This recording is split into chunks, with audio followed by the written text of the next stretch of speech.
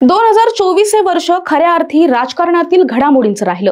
लोकसभा निवडणूक, मग विधानसभा निवडणूक या महत्त्वाच्या निवडणुका यावर्षी पार पडल्या आणि पुढील 5 वर्षांसाठी सरकारही स्थापन झालं। याबरोबरच अनेक दिग्गज राजकारणातील व्यक्तींनी यावर्षी जगाचा निरोपही घेतला। 2024 या वर्षाला निरोप देताना या व्हिडिओच्या माध्यमातून त्या दिग्गज राजकारणी व्यक्तींवर एक नजर टाकूया, जे आज आपल्यात नाहीयेत। नमस्कार, मी शुभांगी आणि कॅमेरामागे आहे मनोज मांडवकर आणि तुम्ही पाहत आहात घेऊन टाक। व्हिडिओ सुरू करण्याच्या आधी तुम्ही चॅनलवर नवीन असाल तर आधी चॅनलला सबस्क्राइब करा आणि तुम्हाला आणखीन कोणत्या विषयाचे व्हिडिओ पाहायला आवडतील ते सुद्धा आम्हाला कमेंटमध्ये नक्की लिहून कळवा। या वर्षात आपण अनेक राजकारणात नावलौकिक मिळवलेले आणि प्रतिष्ठित अनेक व्यक्तिमत्व गमावली आहेत आणि जाणून घेऊया त्या व्यक्तींबद्दल। माजी पंतप्रधान मनमोहन सिंग यांचं 26 डिसेंबर रोजी दिल्लीतील एम्स रुग्णालयात निधन झालं। 22 मे 2004 रोजी मनमोहन सिंग हे देशाचे 13वे पंतप्रधान बनले होते आणि त्यानंतर ते सलग 10 वर्ष देशाचे पंतप्रधान राहिले होते। भारतीय रिझर्व्ह बँकेचे गव्हर्नर, केंद्रीय अर्थ मंत्रालयाचे सचिव, नियोजन आयोगाचे उपाध्यक्ष, देशाचे अर्थमंत्री आणि शेवटी पंतप्रधान। डॉक्टर मनमोहन सिंग यांचा देशाच्या आर्थिक आणि राजकीय विश्वातील हा प्रवास खरंच थक्क करणारा होता। बाबा सिद्दीकी यांच्या मृत्यूच्या बातमीनं खूप खळबळ माजवली होती। राष्ट्रवादी काँग्रेस अजित पवार गटाचे नेते बाबा सिद्दीकी यांची मुंबईत 12 ऑक्टोबर 2024 रोजी गोळ्या घालून हत्या करण्यात आली होती। अज्ञात हल्लेखोरांनी बाबा सिद्दीकी यांच्यावर गोळ्या झाडल्या होत्या आणि त्यानंतर त्यांना जखमी अवस्थेत लीलावती रुग्णालयात दाखल करण्यात आलं होतं, पण अखेर तिथे त्यांचा मृत्यू झाला। लॉरेन्स बिश्नोई गँगनं या हल्ल्याची जबाबदारी घेतली असून या प्रकरणी पुढील चौकशी अजूनही सुरू आहे। आतापर्यंत तब्बल 27 जणांना या प्रकरणात अटक करण्यात आली आहे। माजी मंत्री बाबा सिद्दीकी हे महाराष्ट्रातील काँग्रेसचे 4 वेळा आमदार राहिलेले आहेत। मनोहर जोशी, महाराष्ट्राचे माजी मुख्यमंत्री मनोहर जोशी यांची 23 फेब्रुवारी 2024 रोजी वयाच्या 87व्या वर्षी प्राणज्योत मालवली। मुंबईच्या हिंदुजा रुग्णालयात उपचारादरम्यान त्यांनी अखेरचा श्वास घेतला होता। महाराष्ट्राच्या राजकीय वर्तुळात त्यांना जोशी सर म्हटलं जायचं। 1994 साली त्यांनी जागतिक Marathi chamber of commerce and इंडस्ट्रीजची स्थापना केली होती। 1967 साली ते शिवसेनेत आले।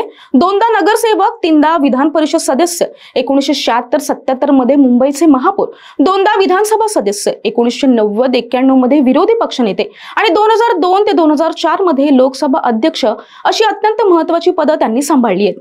सीताराम येचुरी, मार्क्सवादी कम्युनिस्ट पार्टीचे नेते सीताराम येचुरी यांचं 12 सप्टेंबर 2024 ला निधन झालं। 72व्या वर्षी त्यांनी दिल्लीच्या एम्स हॉस्पिटलमध्ये अखेरचा श्वास घेतला। सीताराम येचुरी 2005 ते 2017 या काळात पश्चिम बंगालचे राज्यसभा खासदार होते। ते कम्युनिस्ट पक्षाचे महासचिव सुद्धा होते। पार्टी ऑफ इंडिया आणि 1992 पासून पक्षाच्या पॉलिट ब्युरोचे ते सदस्य राहिले आहेत। सुशील कुमार मोदी, भाजपाचे ज्येष्ठ नेते तथा बिहारचे माजी उपमुख्यमंत्री सुशील कुमार मोदी यांचं 13 मे 2024 रोजी निधन झालं। 2005 ते 2013 आणि पुन्हा 2017 ते 2020 या दरम्यान बिहारचे उपमुख्यमंत्री म्हणून त्यांनी काम पाहिलं आहे। अत्यंत मितभाषी, सुसंस्कृत नेता म्हणून त्यांची ओळख होती।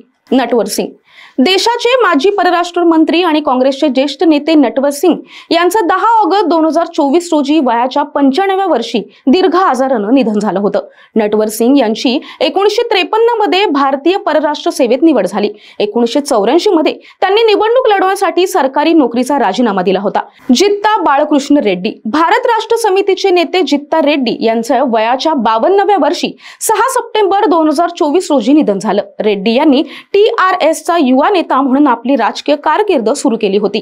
वसंतराव चव्हाण, काँग्रेसचे वरिष्ठ नेते आणि नांदेडचे खासदार वसंत चव्हाण यांचं 26 ऑगस्ट 2024 रोजी निधन झालं। वसंतराव चव्हाण यांनी कठीण काळात पक्षाला पुन्हा उभारी दिली होती। माजी मुख्यमंत्री अशोक चव्हाण भाजपमध्ये गेल्यानंतर नांदेड काँग्रेसमध्ये निर्माण झालेली अस्वस्थता कमी करून पक्ष पुन्हा बळकट करण्यात त्यांचं मोठं योगदान राहिलं होतं। मधुकरराव पिचड, भाजपचे ज्येष्ठ नेते आणि माजी मंत्री मधुकरराव पिचड यांचं 6 डिसेंबर 2024 रोजी 83व्या वर्षी निधन झालं। आदिवासींच्या हक्कासाठी व्यापक लढा उभा करणारा नेता अशी त्यांची ओळख होती। मधुकरराव पिचड यांनी 1980 ते 2004 या काळात नगरमधील अकोले विधानसभा मतदारसंघातून विधानसभेचे आमदार म्हणून सलग 7 वेळा विजय मिळवला होता।